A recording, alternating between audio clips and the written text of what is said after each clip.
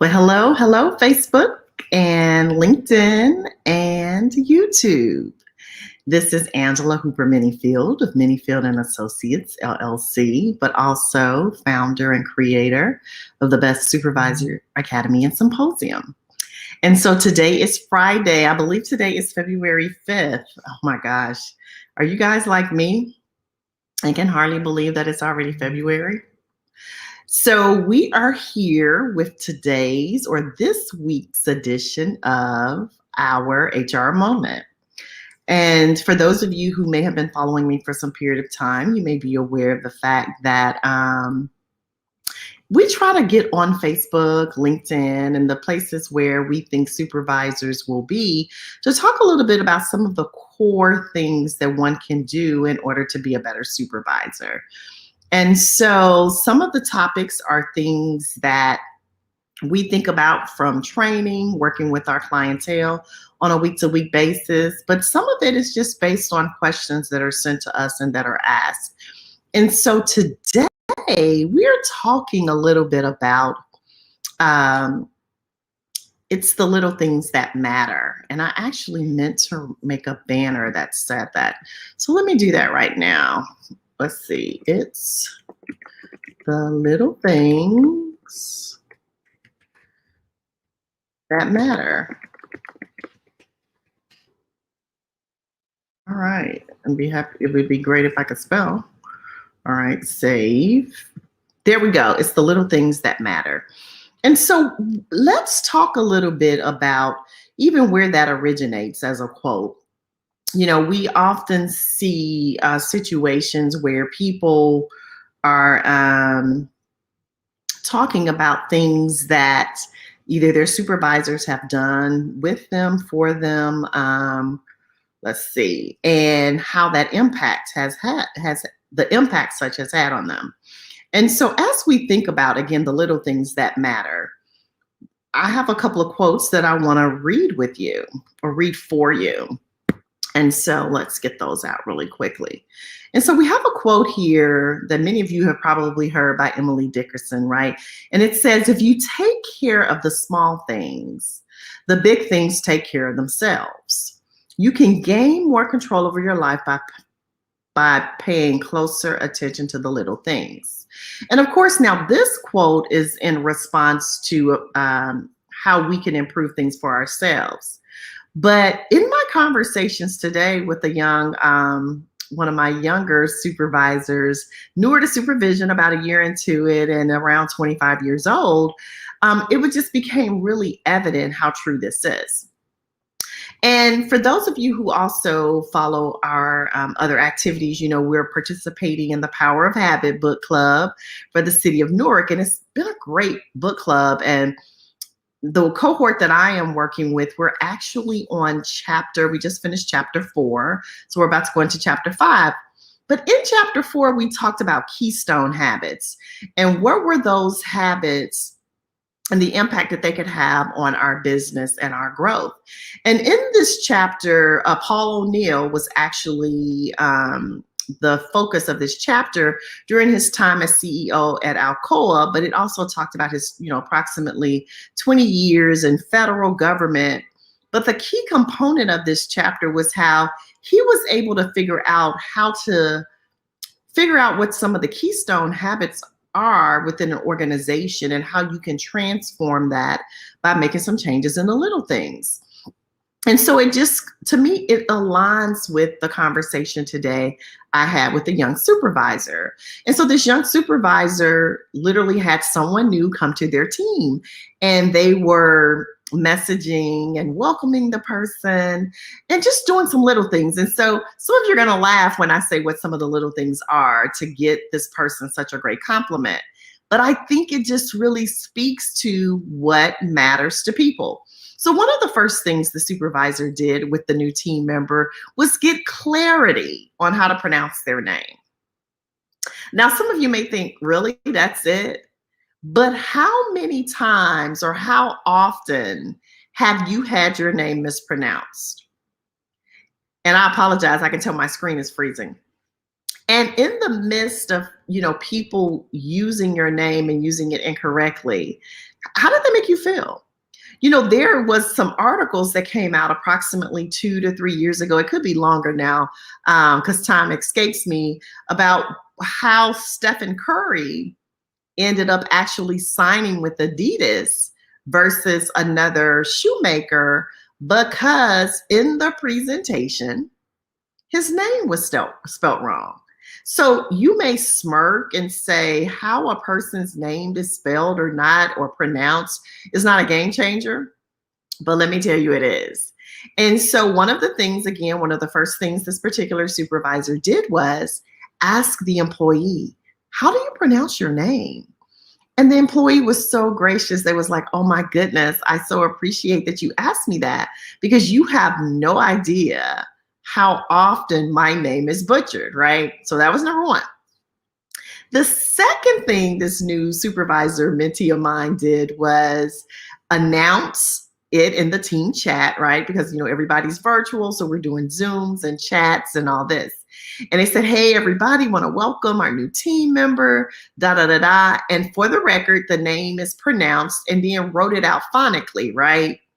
So instead of just writing the name in the chat, taking the extra time to say, this is how we pronounce it. It is like this, it rhymes with this, right? But giving them clear instructions on the best way to pronounce this person's name, okay? The third thing this new supervisor did, again, that, is a product of some of the training that we do, is the new team member jumped in a chat because, again, people are working remotely. So no one knows when someone is on versus off, stepped away from the computer for an extended period of time. And so the employee put in the chat and said, hey guys, I'll be back in a few minutes. I'm just going to take a quick lunch. The supervisor responded and said, please don't take a quick lunch, take your full lunch. I need you to take your full hour. The new employee responds back and says, oh my gosh, I can't remember the last time, one, I was even able to take my full lunch at my previous place of employment, but the fact that a supervisor encouraged me to do so. Thank you so much. And then they proceeded to go on and just tell this person, thank you for being such a great leader. Now, again, this relationship is new, but the point I'm making is this. This supervisor is getting the little things right. It's what matters. What does the scripture talks about? It's the little foxes that get the vine or something like that. I know I'm butchering it up, but y'all know what I'm talking about, right? Like, it's the little things, even in relationships. It's the little things when people gripe, they don't put the toilet seat down. They leave the cap off the toothpaste. They squeeze it from the middle. Like, those kind of things that people get worked up over sometimes are minutia. Well, we perceive it as minutia. To them, it's something big. And so when I say as supervisors, leaders, it's the little things, like coming in and saying good morning to people. It's the little things that matter in our relationships. And so one of the things, and of course, if you follow me to any degree, you also know that I'm in B&I. I'm a president of a chapter. And right now I'm actually going through some extra training. And we've been talking about, yes buckets and no buckets, right? So when people have interactions with us, our business, with us as supervisors, managers, little things every day, all day long, they're making deposits in one or two of the buckets, right? Either the yes buckets or the no buckets. So the question for us is, which of the buckets as supervisors are we making deposits in with our team? So as I started off with this little analogy, yes, this supervisor and this new team member, their relationship is really new and it has some time to grow. But what is happening is the supervisor, by getting the little things right, the employee is putting, deposits on their behalf and said, yes to that, yes to that, yes to that, right? And because it will happen, right? The supervisor makes this person upset, does something they don't agree with, makes a decision that's not popular. it won't destroy the relationship. So while it might be a deposit in the no bucket, it doesn't outweigh all the little yeses. And so, as supervisors, we need to think about every interaction we have with our team, our customers, our peers, our supervisors. Think about the whole 360, right? And ask yourself, like, what deposits are you making?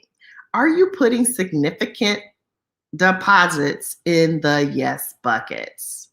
So my hope is that your answer is yes, right? Like, that's what you're doing. But as a supervisor, I need you to hear me and hear me well. It's the little things that truly matter. And so for those of you, I know many of you will watch this video in replay or some other forum. I'd love to hear what you think. What are some of the things that have been done that were small, so it appeared, that affected you, both for the good and for the bad? So what were those things that were deposited in the yes bucket? And what were the things that were deposited in the no bucket? I would further add, what are the things that, when you think about your exchanges with people, right, like how they made you feel, that you put in a no or a yes? Or the things that you were surprised that other people were upset about later and you had no idea, right? Because these are those things. So as I leave you with this week's HR moment, I want you to always remember it's the little things that matter.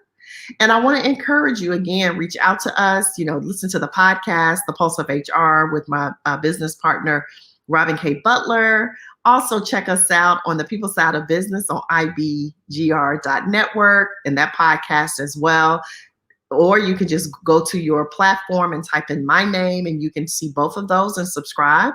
That would really encourage me.